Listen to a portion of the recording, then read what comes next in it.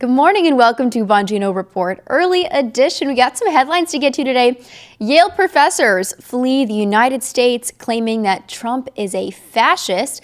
A Yale free speech champion is falsely charged with using a racial slur. Representative Shri Thanedar can't even name Michigan cities and towns that he represents. Gavin Newsom blames Trump for his state going bankrupt. Kraft Heinz invests $3 billion in U.S. manufacturing thanks to President Trump's tariffs. The Ben & Jerry's co-founder starts screaming during RFK Jr.'s congressional hearing. He has to be escorted out.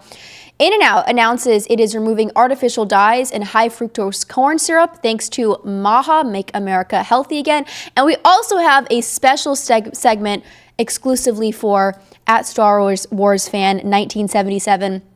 I see you in the chat. Stay tuned. We're going to talk about your favorite subject today. All this on Bongino Report Early Edition.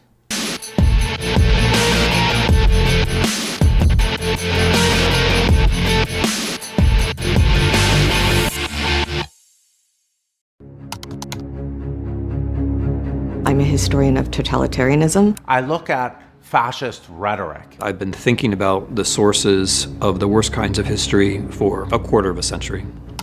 Experts say the constitutional crisis is here now. The Trump administration deporting hundreds of men without a trial. A massive purge at the FBI to make people afraid of speaking out against him.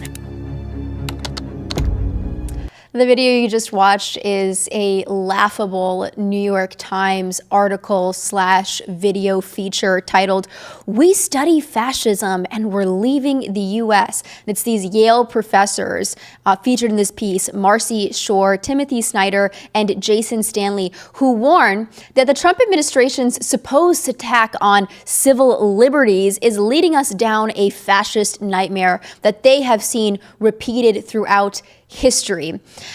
Apparently, we are in a democratic emergency, according to these professors, and they claim that because illegal MS-13 and Trinidad gang members are being deported by the Trump admin, that we are now living in a fascist nightmare. That's the argument being made right now by these people. Take a listen. What starts to matter is not what is concealed, but what has been normalized. There's no limit to the depravity. President Trump did not rule out the possibility of a third term. And the sadism. The White House released this video titled ASMR, Illegal Alien Deportation Flight. And the cruelty that we are watching now play out in real time. This facility is one of the tools in our toolkit that we will use. Oh, the cruelty. Okay, so if you're listening and you couldn't actually see that video, you're seeing the El Salvador prison, you're seeing Trump deporting actual gang members. There was the Trump admin post joking about deportation ASMR when you saw them in chains, these illegal migrant gang members. And it's being presented by the New York Times, these professors, as like sort of a horror movie. You have the scary music in the background, these like ominous sound bites and ominous B-roll footage. Honestly, I'm kind of shocked still to this day that Democrats are taking this stance. The notion that enforcing immigration laws and deporting people who have committed heinous crimes is somehow fascist and authoritarian is absurd. Protecting citizens from dangerous criminals is one of, in my opinion, one of the very few legitimate powers of the government.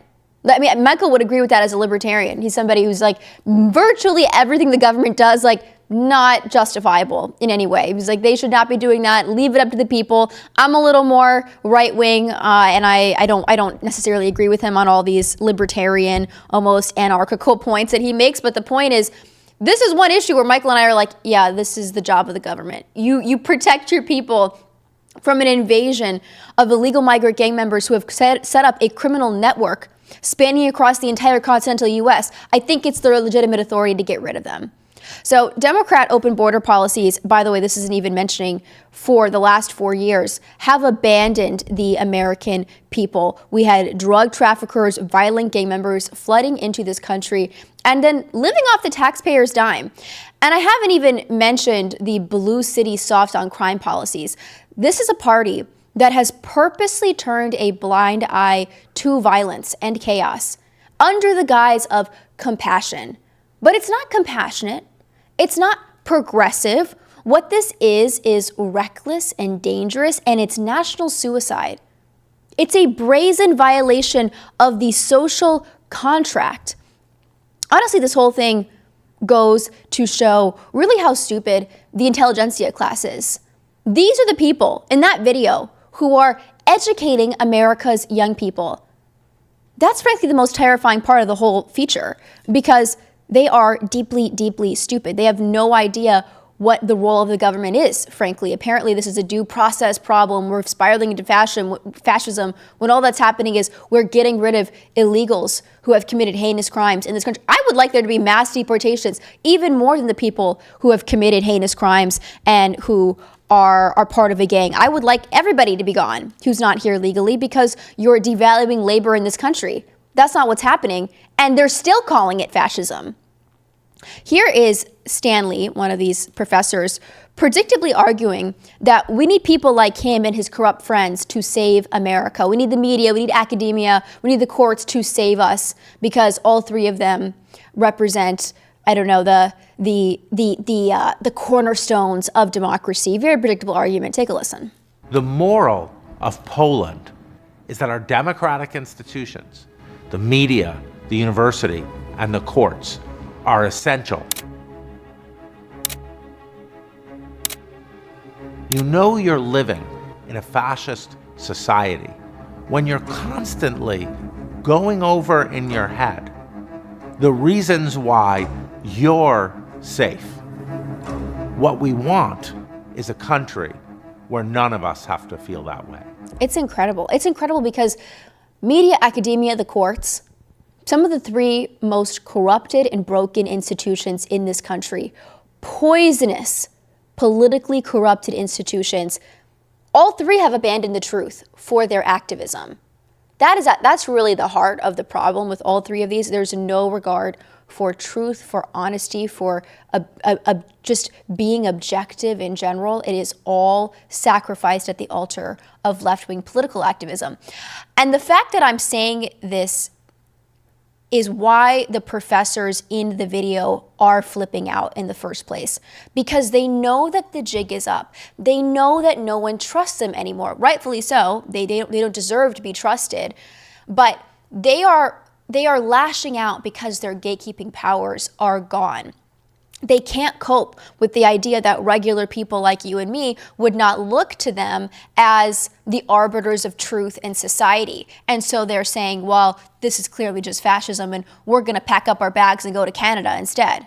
By the way, let's not get it twisted on Canada. This is a country that will freeze your bank account for justifiable political speech. If you trucker protesters, had their whole lives destroyed by the Canadian government. That is fascism. But they're fleeing to Canada because the government happens to align with them politically. So it's very dishonest, and they're proving their point that that academia, that our institutions are broken by coming out and attacking people who don't trust them. Of course we don't trust you because you're attacking us. It's like a cycle. Do you see what I mean? And they really can't get it. They can't get past what is making people not trust them, because they spiral further and further into the purity politics, into demonizing people who question them when they lie to the public. This next clip is how you know these people are left-wing activists and not truth seekers. Take a listen. The golden age of America has only just begun. America has long had an exceptionalist narrative. Fascism can happen elsewhere, but not here. But talking about American exceptionalism is basically a way to get people to fall into line. If you think that there's this thing out there called America, and it's exceptional, that means that you don't have to do anything. Whatever is happening, it must be freedom. And so then what your definition of freedom is just gets narrowed and narrowed and narrowed and narrowed, and soon you're using the word freedom, but what you're talking about is authoritarianism. I find it endlessly fascinating that these professors assume that MAGA supporters, or just regular Americans in general, believe that without question, America is always right, always exceptional. Because either these professors are dumb or they're purposely pretending to fundamentally misunderstand the entire movement. MAGA is actually the opposite of blind American exceptionalism. MAGA represents radical self-reflection. It is a populist movement of Americans who collectively said, America is no longer exceptional. We have corrupted universities and open borders and neocon nation building that has only led to chaos and destruction here and abroad. Fake news media, limits on speech, especially internet discourse. At its heart, really, MAGA is a realization that we are not the same country we used to be. It's millions of Americans waking up and saying, we don't recognize our homeland anymore. MAGA literally means make America great again, meaning we aren't great now, and we need to restore our pride, our honor, our greatness, to the point where we have full 180 rejected fundamental Republican values, Republican leaders even. We went from a party that nominated Mitt Romney to one that recognizes Mitt Romney was no better than Barack Obama. The group that ironically cannot look introspectively happens to be the left and the professors in that video. They have so much faith in this broken system and in their own intelligence that they're alienating their own base, which is looking around like us and saying, we don't recognize America anymore. We don't recognize this place anymore.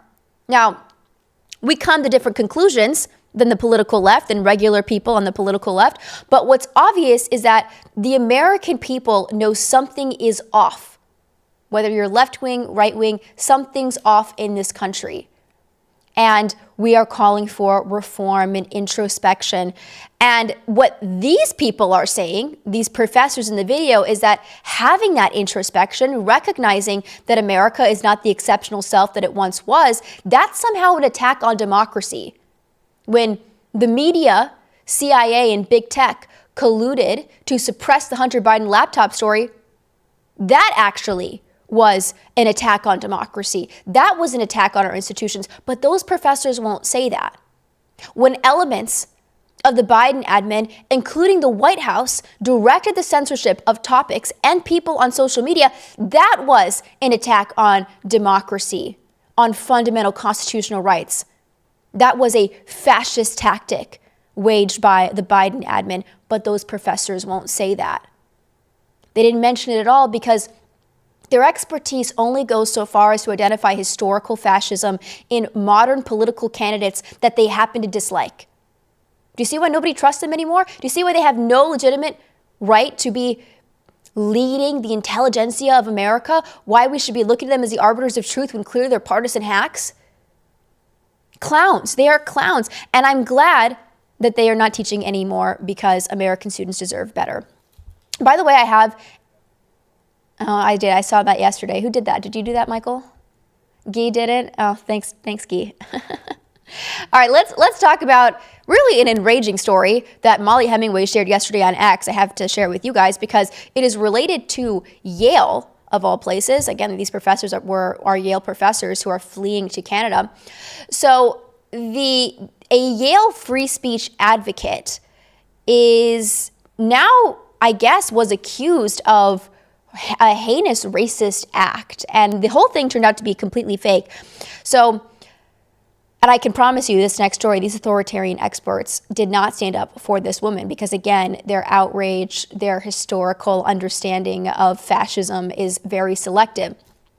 For nearly a year, a woman named Lauren Noble, a First Amendment advocate from New Haven, Connecticut, has lived an absolute nightmare. She was arrested last May after a parking attendant accused her of using a racial slur, a claim entirely fabricated. So Lauren faced disorderly conduct and 3 counts of breach of peace, which, can I just say, I don't believe in using terrible racial slurs. I would never do it to somebody else, but I don't think that it should be a situation where you're charged with some sort of crime, disorderly conduct, breach of peace. I mean, it's a little bit ridiculous. I thought we had the First Amendment in this country. But she didn't actually say the word, and that's what makes this story so outrageous. Despite her pleas for police to review surveillance footage, the case proceeded, cost her tens of thousands of dollars in legal fees, nearly a year of stress, and in March, the case entirely crumbled because the prosecutor dropped all charges, citing insufficient evidence, inconsistencies, and credibility issues. The footage, which had been available all along, revealed no confrontation whatsoever, just her calmly parking and walking away. But despite this, local left-wing media eagerly ran with the story, framing it as part of this broader narrative that the right wing is incredibly racist. Lauren is the founder of the Buckley Institute at Yale, an organization championing intellectual diversity and free speech at the school. So she very reasonably suspects that this was more about silencing her ideas than seeking some kind of justice. By the way, Lauren has not even received an apology from her accuser, the police, or the media that spread the allegations without even fact-checking. So what is this an example of? An ideology that has infected the justice system and the media apparatus. A left-wing, poisonous, cancerous ideology that is actually subverting our system, subverting due process in this country, and the truth. But you won't hear that story mentioned by the Yale professors, Marci Shore, Timothy Snyder, and Jason Stanley. You'll only hear that Trump is a fascist for deporting wife-beating, human trafficking, illegal MS-13 gang members, because that amounts to fascism. Really cool, guys. Maybe this makes me a fascist, I don't know, but it's not just the MS-13 gang members that have got to go, that have got to be kicked out of this country. It is everyone who is freeloading off of America, off of the American people. And this is not just a U.S. problem. This is happening across the West. This is a almost global project. Mass immigration is being weaponized across all Western countries. I'm going to take a listen to GB News interviewing a man attempting to immigrate to the UK. This truly is astounding. Take a listen. Why should English people pay for you to have a house? Maybe they give me house, they give me anything I can need, they give me. Just give it? Yeah. Why? Because people in England is perfect. Oh, so you think we're all rich people, Yeah. so we can give? Okay. Yeah. Can I tell you something? Okay. We are not all rich people. Same goes for here in the United States. The guy can barely speak English, but he knows how to say, "Give me house, give me anything I need." And isn't this what's happening here in the United States as well? There are a very large number of people who come here seeking free stuff, seeking benefits from the American taxpayers, most of whom, like the British, are not rich. We have American citizens on the streets begging, homeless veterans, fentanyl addicts. But there's clothing, food, and shelter for illegals in this country, brought to you by the taxpayers. Again, this is a violation of the social contract. I mean, the more brazen one is to say, let's just have a network of foreign illegal criminal gang members operating across the entire continental U.S. and then call it fascism when Trump tries to do something about it. That's a pretty big violation of the social contract what Biden did, just having this swarm of illegals invade our country for 4 years, like millions of people. But it's also a violation of the contract to say, I know, we're going to bring in illegal migrants into this country. You're going to foot the bill for every part of their lives. And also American citizens, those guys who are on the streets, we're not going to do anything about them. Like, we have serious problems, most of them created by the illegal immigration crisis, by our open border. We have American citizens addicted to drugs, unable to contribute to society, living some of the, a hellish existence, hellish existence. And there's really not much for them. Like, we're pouring millions of dollars into people who shouldn't even be here. Meanwhile, American citizens are suffering because of the destructive drugs, by the way, oftentimes manufactured in China, brought over here. Really, it's a bioweapon into this country. Nobody's doing anything about it. Complete violation of the social contract. It also probably makes me a fascist to say this, but Representative Sri Thanadar, the guy who was trying to impeach President Trump, he should not be in Congress. This man was born in India. He cannot speak English properly. And he's representing American citizens, trying to, be a leader in this country, tell us all what to do. And it's very obvious that he is not a native-born American. Here he was just yesterday. Nobody has said to me, Mr. Thanadar, the 7 articles of impeachment that you presented to the U.S. Congress, they're piece of, they're not good. You missed the point. They're not legally right. He didn't do that. No one says that. Okay. You guys know, maybe you know, I don't know if I've mentioned this before, but my grandmother was born in Spain. My grandfather is of Mexican descent. He was born in Arizona, but he is of Mexican descent. And he actually met my grandmother on a deployment in Spain. My grandfather was the first of his family. He was one of 15 to graduate from high school, first child to graduate high school.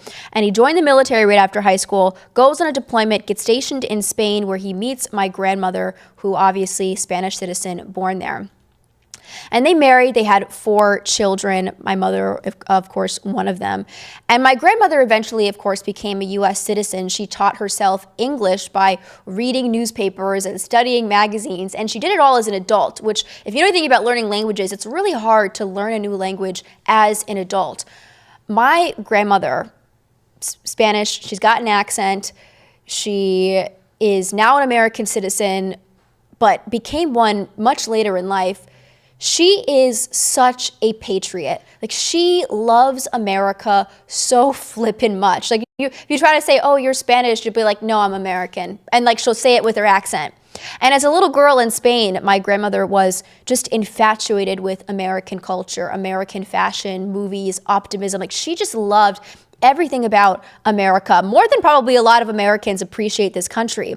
Certainly more than those Yale professors that we covered earlier in the show. And so I thought it would be interesting to ask my grandmother her thoughts on foreign-born individuals representing this country. So I asked her last week, I said, what do you think about foreign-born citizens holding public office, becoming members of Congress or federal judges? You know what she said to me? She said they shouldn't. And I said, well, yeah, that means that somebody like you could never hold office. Does that make you feel inferior, like a second-class citizen? And she said, it is necessary to protect this country from being run by people who are not steeped in American culture. That's what she said. It makes sure that the people who are leading this country have a deep sense of loyalty to the United States of America, people whose values and identity were formed by America and nowhere else. Now, would my yaya, Maria del Pilar Campos, make an amazing member of Congress and vote really spectacularly? Yeah, she would. But for every Maria del Pilar Campos, there is a Sri Thanadar and an Ilhan Omar. Here is Sri, unable to even name Michigan cities and towns that he represents. Take a listen. I don't know. What are the 5 Grosse Points cities? Well, look, I'm not here to answer a quiz. I'm here to say that I'm going to fight for the people of Detroit. I'm going to fight for my constituents. And Grosse Pointe. And all of the Grosse Points and all of Taylor and every part of the 13th district. I'm just do this real quick. Grosse Pointe Park, Grosse Pointe Woods, Grosse Pointe Farms, and Grosse Pointe Shores. I mean, at this point, I just say case closed. Like, get rid of this man. Every single foreign-born individual who is attempting to run this country.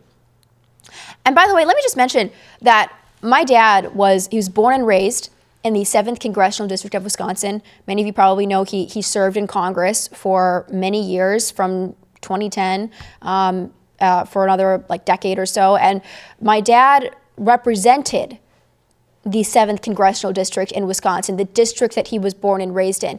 And he knew every single city, town, and unincorporated municipality in that district. And by the way, the 7th District is the largest in the state. It covers 1/3 of Wisconsin because it's all rural. He knew every single inch of it because you know what? He was raised there. He was born there. He lived there his entire life. And that's how it should be.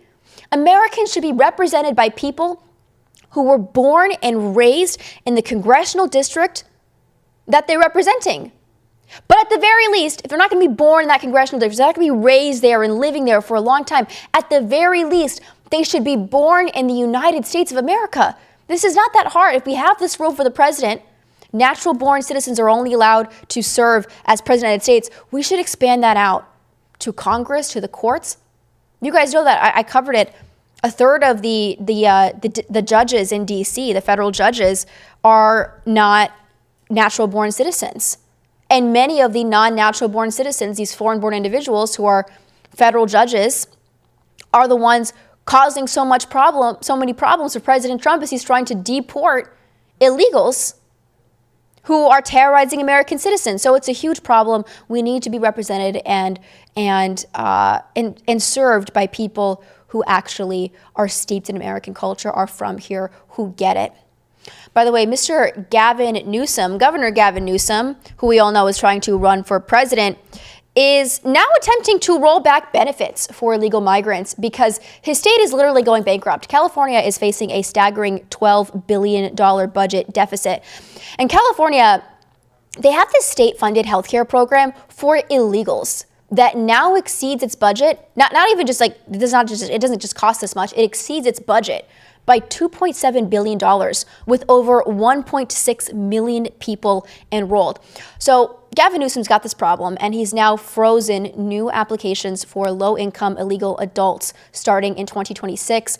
Though current enrollees and children will remain unaffected. Newsom also announced that starting in 2027, illegal adults on Medi-Cal will be required to pay a $100 monthly premium, which is a big deal because, again, this was supposed to be a no-cost coverage situation, kind of like a universal healthcare California situation. Now, Newsom, I can't even believe I'm telling you guys this, but Newsom is actually blaming President Trump for his state going bankrupt. And the argument here is that the economy is allegedly really bad thanks to President Trump. And so therefore, it's Trump's fault that California is so financially mismanaged. Kind of unreal this is even being said, but that is what Gavin Newsom is arguing right now. And this just goes to underline the broken social contract, the failure to really take care of the people that you're allegedly representing. There are hard-working, struggling Californians. It's an expensive state. It's a very expensive state. And these are people who pay taxes, who follow the law, who contribute to their communities. And they have been forced to foot the bill for state-funded health care for people living in this country illegally. Can you guys even imagine that? I mean, it's just absurd. And again, this was the policy that is now spiraling the state into financial ruin.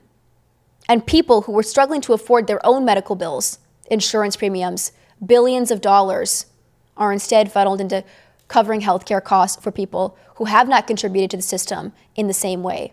It is a deep, deep injustice. And again, the only reason that Gavin Newsom is changing his tune right now, the same reason that Keir Starmer is changing his tune in the UK, is for political clout. Gavin Newsom wants to run for president. He doesn't care about Californians and native-born Americans. He never has. That's never been the priority. This is a warped ideology where the argument is that the marginalized in society always need to be protected. They're protected classes. And oftentimes, what's defined as a marginalized person in society are actually the criminals. Because there's always an excuse for bad behavior. You're here illegally. You robbed a bodega, you are stealing a vehicle. I mean, this is a huge problem in Chicago. And the argument is, well, they've had a rough life. They're doing that for a reason, and so we need to be compassionate. And the people that end up being hurt the most by these soft on crime policies, by social programs for illegal migrants, are the people who are doing things right. The people who are paying taxes and working and contributing to their communities and being normal law-abiding citizens. Those people get hurt. And the marginalized, who always have an excuse for their bad behavior, they actually are rewarded for doing terrible things in society. That is the Gavin Newsom way, and he's now trying to rebrand, but I don't think we should let him. We know what he stands for. All right, I want to turn to President Trump and tariffs now, because yesterday, Kraft Heinz announced that they are investing $3 billion in American manufacturing amid President Trump's tariffs.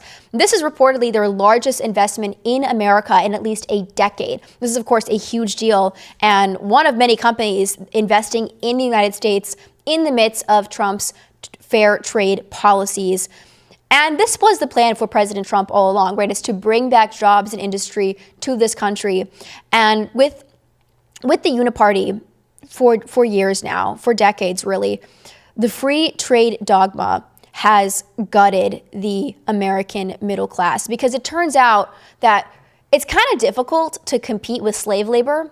It's kind of hard to compete with the Chinese Uyghur slave labor camps here in America, where we actually pay people fair wages. And it's so weird how the left cares about protecting the marginalized in society, right? Marginalized Muslims specifically, right? Muslims are being, of course, discriminated against all across the West, is the argument being made. Unless, of course, they're Muslims in Chinese slave labor camps. And then it's like, okay, actually Trump's a bad guy here. He's a fascist. Like Trump is actively fighting the slave labor economy in China. And the left's mad. The left's blackpilling. Like it's so funny to see where they decide to care about Muslims and marginalized people. And then suddenly it's, it'd be much more politically expedient for us to attack Trump. So we're just going to pretend like the Uyghurs and the slave labor Chinese camps is not even happening. I think we got to reassess good guys and bad guys in society. What does China represent in the world? Who is President Trump? I mean, all of these things have been, all of these people and figures have been we have been lied to about. And I think we need some more scrutiny of men in history, of men in media, of men just in current political climate, in the current political climate. But not every bad guy is actually a good guy and vice versa. And unfortunately, Scott Jennings yesterday decided to reinterpret Emperor Palpatine on CNN as some kind of pro-law and order, pro-fair trade savior. So for non-Star Wars fans, Emperor Palpatine is like the main antagonist. He's like he's a Sith Lord who orchestrates the fall of the Galactic Republic, and the rise of the Galactic Empire is thanks to him. Scott Jennings, CNN, take a listen. I think it's time that we took a different look and a new look at the reign of Emperor Palpatine. I think maybe, I mean, you did a podcast on this. I think he's getting a bad rap. And look what he did. He took on an entrenched deep state at the Jedi Council. He tried to bring order to the, he wanted free and fair and reciprocal trade around the galaxy. Blew up Alderaan. Protected law and order. Well, I think some could argue that it was warranted given their rebellious activities. I mean, he defended the empire against unelected hippies and violent protesters. I'm just saying, it's been a while. We may need to take a look at this again and say, was he right?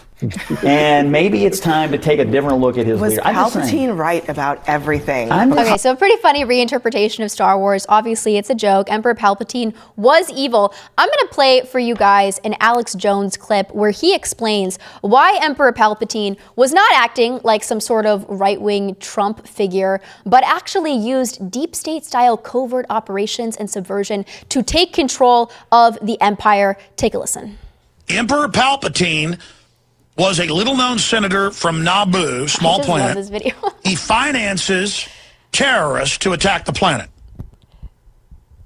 And then he plays victim and says that the pacifist republic isn't doing enough to help him with the terrorist invasion, the Trade Federation invasion, who even speak in Chinese accents. It's all geopolitical.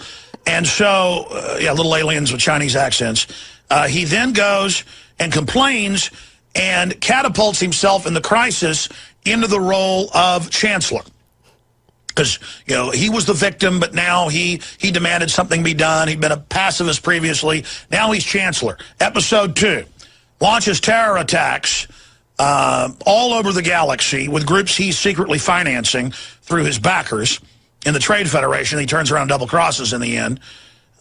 Lord Vader, kill Viceroy Gunray and everyone else in the... And in the end, he then sets up after he has the police state in place, he sets up the Jedi and says they're terrorists and has the anti-terror forces go in and wipe them out. And then he says he's launching a global intergalactic war to bring peace. Now, the media could not understand, wait, and they actually wrote articles, Emperor Palpatine's attacking himself, it makes no sense.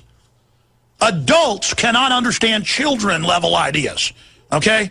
Child-level ideas. Child-level. How can you not understand it?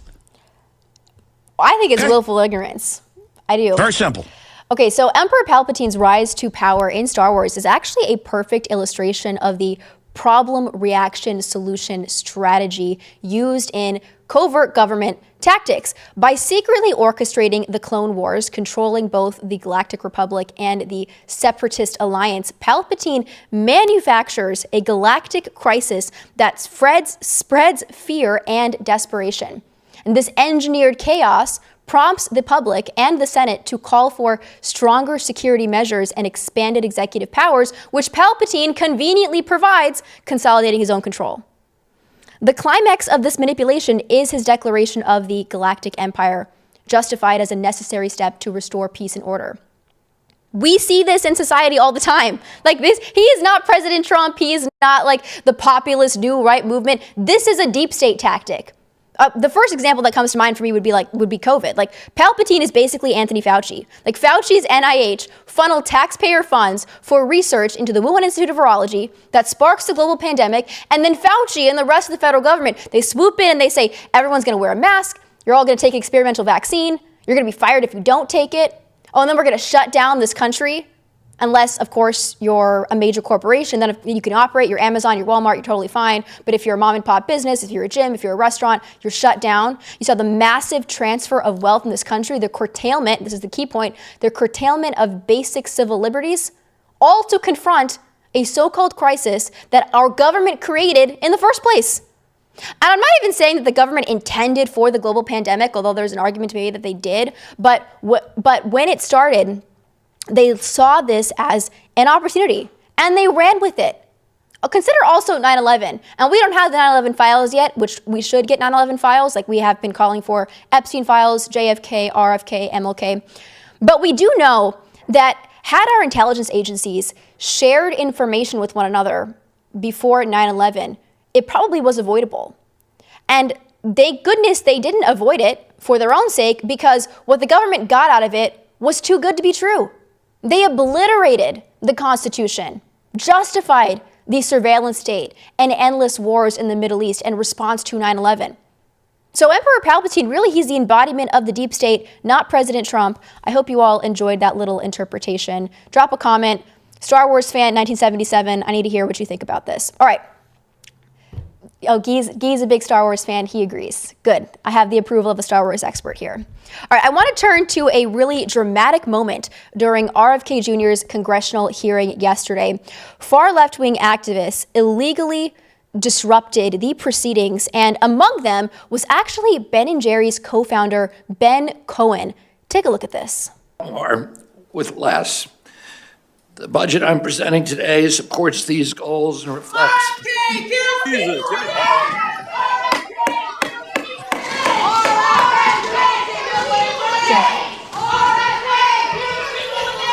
The witness will suspend. The committee will come to order. Capitol Police are asked to remove the individuals from the hearing room. Members of the audience are reminded disruptions will not be tolerated. Okay, so Ben Cohen's, he's just yelling, he's pointing his finger.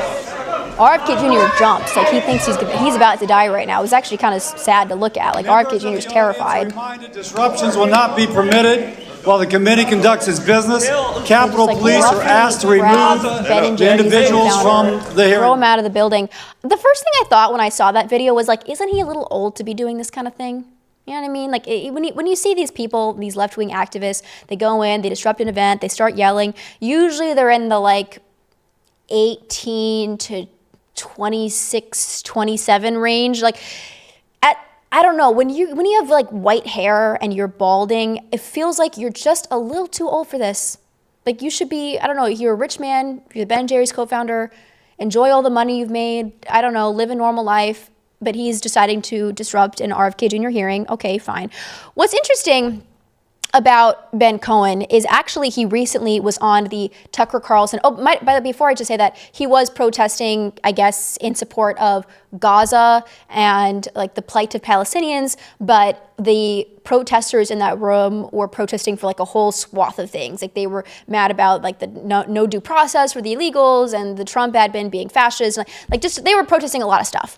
But he was specifically talking about Gaza. Now, what I was saying is, interestingly, Ben Cohen was recently on the Tucker Carlson podcast, and I don't agree with a lot of the crap Ben Cohen says. Like the vast majority of it, I think, is just like kind of lunatic, especially on social issues. But this was a really interesting conversation when they discussed war. I want to play for you this clip.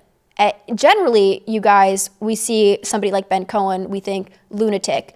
Whatever he's doing, it's usually crazy. But then you see something like this that you actually agree with, and it makes you stop and maybe do some self-reflecting. So take a listen. I wrote it down because I thought you might be asking. There was recently a fighter jet that fell off an aircraft carrier. So it was a $70 million fighter jet. So, you know, that sounds kind of dramatic that, you know, a $70 million fighter jet fell off an aircraft carrier. But if you think about the Pentagon budget as a box of Cheerios, that $70 billion would be 1/10 of one Cheerio, which is enough money, if you take it out of the Pentagon, to build 2 new hospitals in West Virginia.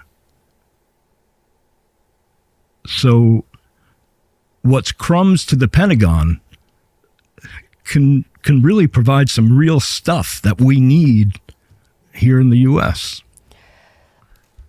Okay, so what he's saying is that the war machine robs Americans. It'll kill them too, but for all of Americans, it robs us. And this is objectively true. The United States military budget is approximately 3 times larger than China's, the country with the second largest military budget. It's been nonstop war for the last 80 years with no end in sight, and it's completely unnecessary. And the reason I wanted to play those 2 clips is because, well, Ben Cohen seems crazy, and on a lot of issues he actually is crazy, and I disagree with him on most things.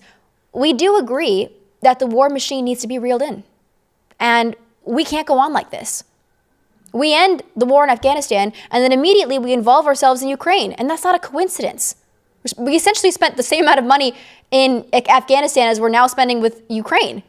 What I'm saying is, the point I'm trying to make is the new right, like I said at the start of the show, is willing to self-analyze, to think differently outside of traditional party politics. And that means that we can sometimes find unlikely allies on issues that we didn't expect. So even somebody who's crazy, who's screaming in an RFK Jr. Hearing, and who has radical ideas about transgenderism, we can say, okay, we actually do agree on the military-industrial complex, and we can actually have a conversation about that and maybe find an unlikely alliance here. And there's going to be opportunities to do that with very different people who we disagree with on a lot of different issues. This is actually what Trump has done in his admin. A lot of these guys who are part of the admin, I mean, I'm thinking about Tulsi Gabbard and RFK Jr. specifically, former Democrats. Maybe they still identify really as Democrats. Oh, actually, they probably don't anymore. But the point is, not traditional candidates that a Republican president would pick for his cabinet, and he did because he's thinking outside the box.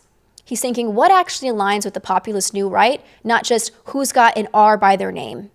And we have to be doing that too. We have to be looking for unlikely allies wherever we can if we want to actually see real change in this country. All right, I want to get to a Maha win, speaking of RFK Jr., and a major shift toward cleaner ingredients.